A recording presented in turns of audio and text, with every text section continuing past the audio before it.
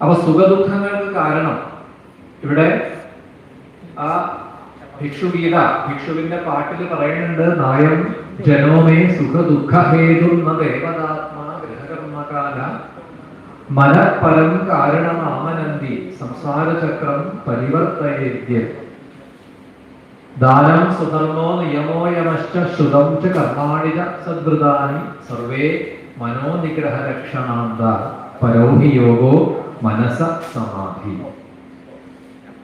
എന്റെ സുഖത്തിനും ദുഃഖത്തിനും, നമ്മളുടെ ഓരോരുത്തരുടെയും സുഖത്തിനും ദുഃഖത്തിനും കാരണം ബന്ധുജനങ്ങളോ കാലമോ കർമ്മദോഷങ്ങളോ ദേവതകളോ ഒന്നും അല്ല, മനസ്സ് മാത്രമാണ്.